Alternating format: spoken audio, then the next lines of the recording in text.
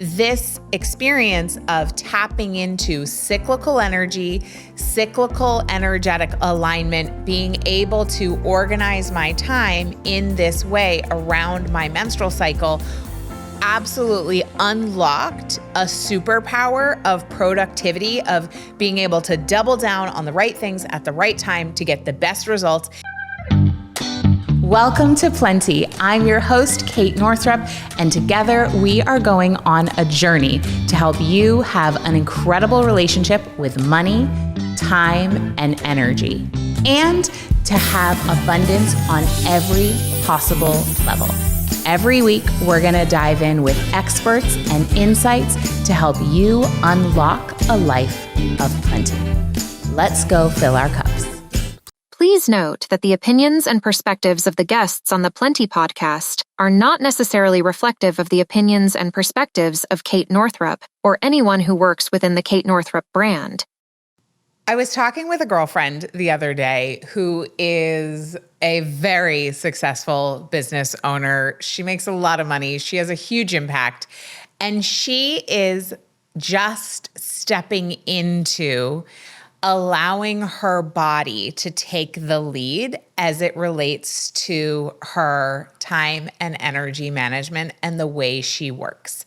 And it made me realize that if someone at her caliber, in her stage of life and phase of business success, doesn't know about sort of feminine energy, time and energy management principles, or has yet to fully incorporate them.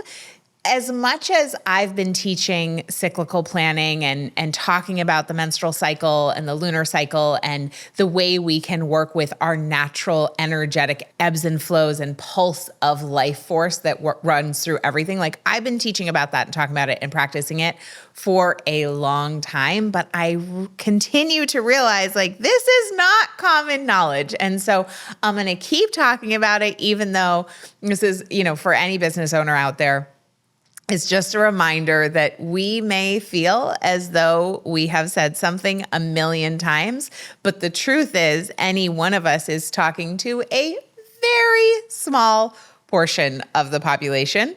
And so many people do not understand, especially women, do not understand how to work with the superpower of their bodies to get more done without burning out and to get more of what matters done while conserving their energy or while even renewing their energy. So what am I talking about? I am talking about the most powerful time and energy management hack or strategy I've ever come across. And I didn't really come across it. This is where we all came from, right? And so what I love about this particular topic, especially when it comes to productivity and time management, is that most time management systems or strategies, like when we read about high performance, when we read about productivity, these systems were usually created by someone's frontal lobe, like basically someone's, cognitive intellect, conscious cognitive intellect. And so it's more from like a cerebral perspective. What I love about the system that I'm going to talk a little bit about today is that it comes from the inside. It is literally the origin of who we are as humans, as animals, as beings of the earth. And it really connects to the part in all of us that is greater than all of us, kind of the grand mystery of the origin of life itself and how the universe and certainly the planet Earth and the solar system work together. And so as opposed to being some system that somebody just made up, this is a system that is already working in our bodies. And so when we use it, as opposed to working against it, we get into a really beautiful momentum. So first, I want to tell the story of how I personally began to use and embrace cyclical living. Some people call it cycle syncing, but essentially aligning my life with the ebbs and flows of my menstrual cycle, but also the lunar cycle. Now, that may feel like, certainly when I first heard about it, I was like, I don't have time for that. I'm too busy, right? Like, I got shit to do. I'm running a business.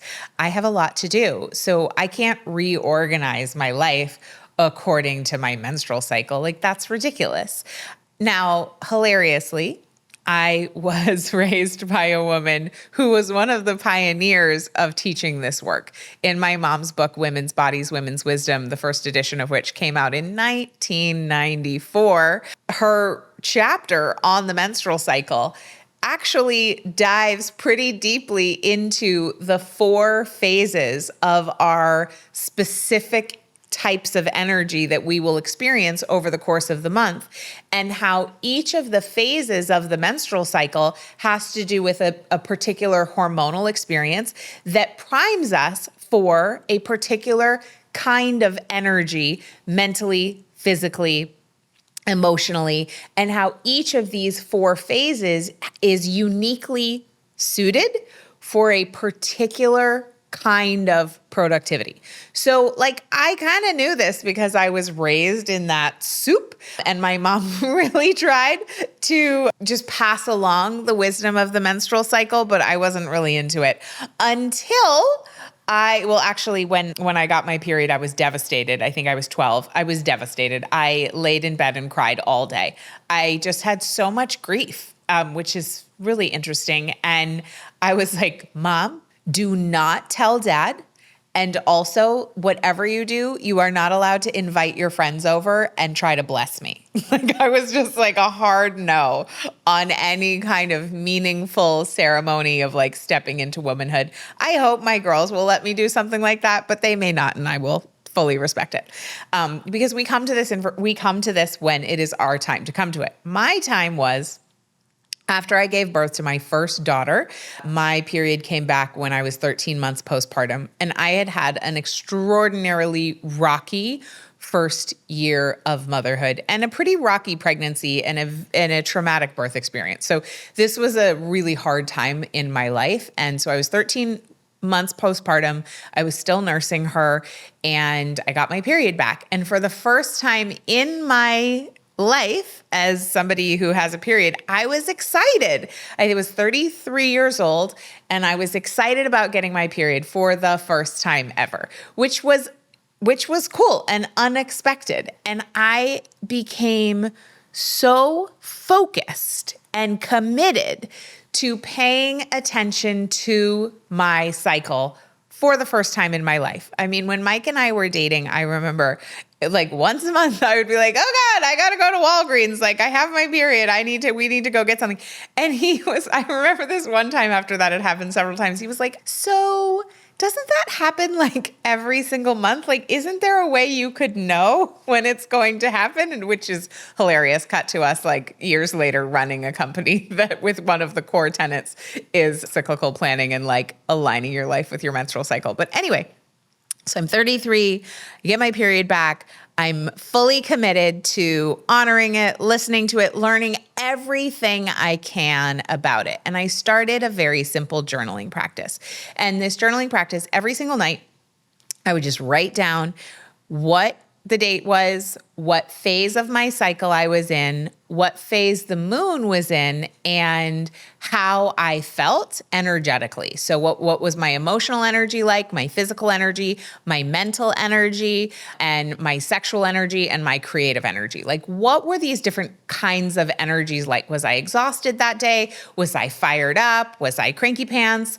Was I like really happy, go lucky? Was I feeling like nostalgic? I would just kind of write a couple of quick notes down. And what I noticed is that my postpartum anxiety and insomnia, which had been plaguing me since I had given birth, melted away. When I began to research the nervous system, I realized, this is years later, I realized, the reason that my own practice of cyclical awareness healed my postpartum insomnia and anxiety is because the dependability of my own cycle was making me feel safe. Like I was craving, longing for, sort of desperate for, quite frankly, in those early days of new motherhood. I was desperate for something I could depend on because everything in my life was completely different. I had a sick kid. It was like it was just, oh my God, she didn't sleep, nursing issues, mastitis, blah, blah, blah, blah, blah, right? Like on and on and on and on. It was just like unpredictable thing after unpredictable thing. And then my cycle came back and it was something predictable. Like I could kind of know how I was going to feel, give or take, at a certain time throughout the month. And my body became something I could depend on, which was an incredibly healing experience, given the fact that so much of what was difficult about the birth and pregnancy and early motherhood was that I felt like my body, I was having physical experiences that felt out of my control. And they felt so profoundly unpredictable. And I had never had an experience before that time in my life where I couldn't overcome a challenge by just trying harder, working harder, putting in more effort, or being smarter or more capable. Like my tools did not apply to the particular situation. And what actually was required was more stillness, more honoring, more inner listening, surrender. And that was a skill set that I just had yet to develop. But my real entree into it was tracking my cycle, paying attention to what was going on in my body, and then actively organizing my life, particularly my tasks, around what kind of energy I was experiencing at any given time of the month to capitalize on the hormonal experience I was having to be able to do the right kind of things at the right time to get the best result with the minimal amount of effort and energy expended. As a new mom, I had very limited energetic reserves. I was deeply, deeply exhausted and I was running my business. I had this baby and it was just a lot. And so I didn't have like all this extra energy and time to just be like going for it full, guns blazing or like full bore in all of the areas of my life. I like had this minimal collection of energy. So I needed to manage it better than I had ever done before. If you're a parent, you may also resonate with the idea, like before I had kids, I thought I was busy. Like if you had asked me in my 20s, I would have been like, yeah, I have so much going on. And I would actually tell people that I was like too busy to do certain things. And I'm like, I literally don't have any idea what I used to do with my time, where I thought I was busy before I had kids. And so when I had my first daughter, and other people might relate to this, whether you're a parent or not, I've had friends with dogs with special needs where like suddenly it takes over their whole lives, or they have a chronic illness, or they're caring for a sick loved one. Like there's a lot of different scenarios where this happens, where suddenly all the things that you used to fit into your whole life now need to fit into a smaller percentage of time.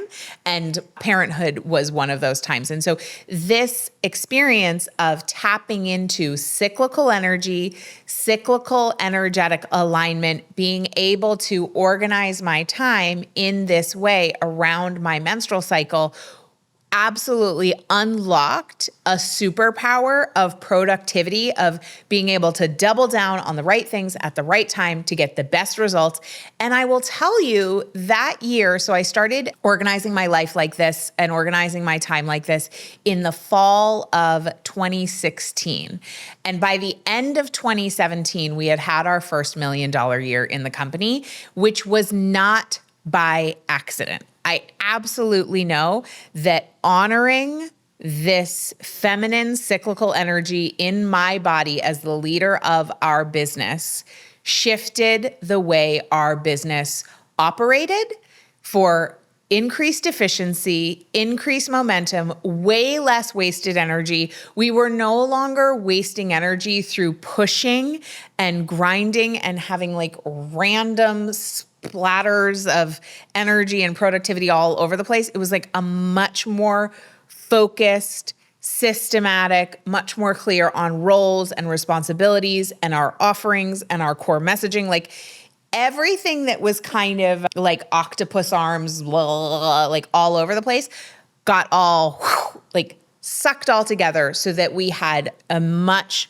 more clear, energetic forward momentum. And I credit stepping into a new relationship with my own physical energy and my own cyclical energy with being the catalyst of that change. The other thing that I have experienced personally, and I've seen this happen with other people I've worked with, clients of ours, is that when we begin to honor the pulse of energy that is running inside our bodies, whether we have cycles or not. But when we begin to actually honor our life force and our energetic ebbs and flows and use what's happening in our bodies as information, as guidance for how to move through our days, as opposed to the way we've been conditioned, which is that our bodies are in the way of our greatest work, right? That our bodies are something to overcome. And even many spiritual traditions condition people to believe that our bodies are a problem and we are meant to, like, the highest spiritual calling is to transcend the body. In my experience, the deepest spiritual experiences have been, for me, going deeper inside my body. My friend Megan Watterson, who's the author of Mary Magdalene Revealed, says that our bodies are our soul's chance to be here, which I absolutely love, right? That like the point of being human is not to transcend the body. The whole reason we're here is to experience being in a body and the joy and pleasure and majesty and fullness that comes from being fully in our bodies. So from a productivity perspective and from a magnetism perspective, when we honor our cyclical ebbs and flows, whether that's in concert with our menstrual cycle or the lunar cycle or both, because all people are at different, menstrual statuses in their life. Some people never have a period, right? Like depending on your anatomy, your gender, all of those things, right? But all of us have the lunar phases and all of us have the greater kind of framework of the seasons here on planet Earth to guide us in the fact that there are 4 key phases to creativity. There are 4 key phases to a year. There's a season for springtime, for planting, right? There's a season for full bloom. There's a season for harvesting, and there's a season for laying fallow. Now, the problem with a patriarchal work world is that we only honor the springtime and the summer seasons. We are supposed to be just planning and launching and planning and launching and planning and launching, or planting and blooming and planting and blooming, right? But in nature, we don't look at a flower that is like withering at the end of the season and going back to seed. And we don't look at that flower and say like, what's wrong with you? Why are you not blooming all year long? Or we don't look at, an oak tree up north, and when it's dropping its leaves in October and November, we're not like, God, what a lazy ass tree. Like, what's wrong with you? We just know that, deciduous trees just drop their leaves during that season. There's a time for letting go. There's a time for turning our energy within. And then during the winter, when the trees are not sprouting leaves, we also know that that is like completely appropriate and actually necessary in order to have leaves and acorns and whatever in the spring and then in the summer, right? It's part of the life cycle of the tree. part of the life cycle for all of us as humans is having built-in phases for going for it and external visible productivity and results, and then pulling back and a time for introspection, for rest, for recalibration. And our bodies, if you're someone with a period, your body has this incredible embedded system already working that tells you exactly when during the month is the time for rest and reflection. Exactly when is the time for new beginnings. Exactly when is the time for being out there, cross-pollination, full bloom. And exactly when is the time every single month to pull things back, to bring things to completion and prepare for rest again.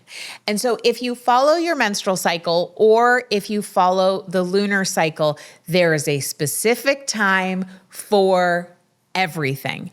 And when we honor that and we begin to even pay 5% attention to it, we become more magnetic because we are living in integrity, in alignment with our design, with actually what the rhythm of life that is responsible for our lives. Every single human body came here to Earth through a womb. And what was responsible for the fertilization of, or for the egg itself and conception was at some point someone's menstrual cycle. So our cyclical nature is embedded in every single one of our bodies, no matter our menstrual status, no matter our gender expression. And when we use this rhythm to organize our lives, we get a lot more of what matters done. We get a lot more momentum and progress, and we minimize time wasted, we minimize energy wasted, and we minimize friction.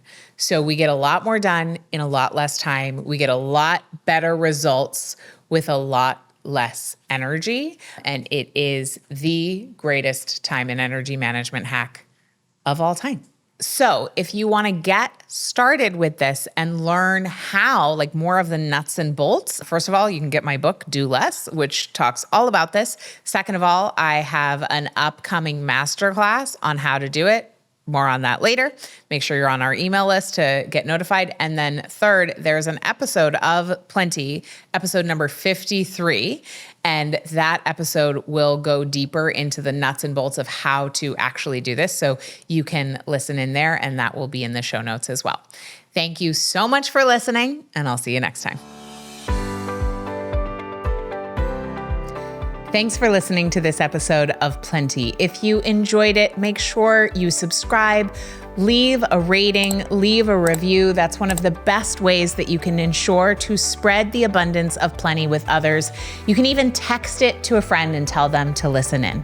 And if you want even more support to expand your abundance, head over to katenorthrup.com/breakthroughs, where you can grab my free money breakthrough guide that details the biggest money breakthroughs from some of the top earning women I know, plus a mini lesson accompanying it with my own biggest money breakthroughs and a nervous system healing tool for you to expand your abundance. Again, that's over at katenorthrup.com/breakthroughs. See you next time.